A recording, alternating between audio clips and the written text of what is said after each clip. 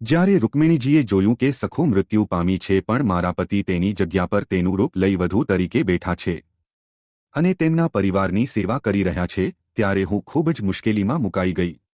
આ વિચારીને તે સ્મશાનમાં ગયો અને સખુના હાડકાં એકઠા કર્યા અને તેમાં જીવન ફૂંક્યું. સખુ નવા શરીરમાં જીવંત થઈ. રૂકમિણીજીએ સખુને કહ્યું તે પ્રતિજ્ઞા કરી હતી કે તું આ શરીર સાથે પંઢરપુરની બહાર નહીં જાય, હવે તારું તે શરીર બળી ગયું છે, આ તમારું નવું શરીર છે, તેથી હવે તું આ નવા શરીરમાં મુસાફરો સાથે ઘરે પાછા ફરો. તેમથી આશીર્વાદ આપ્યા. સખુને લાગ્યું જાણે તે હમણાં જ ઊંઘમાંથી જાગી ગઈ હોય.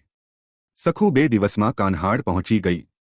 સખુના ગામમાં પહોંચતાની સાથે જ ભગવાન પાડોશણનો વેશ ધારણ કરીને એક ઘડો લઈને નદી કિનારે સખુને મળ્યા. તેને જોઈને સખુ બોલ્યો, બહેન, મેં તને ખૂબ તકલીફ આપી છે. ભગવાને કહ્યું તેવું કંઈ નથી. એમ કહીને ભગવાને સખુને ઘડો આપ્યો અને અદૃશ્ય થઈ ગયા.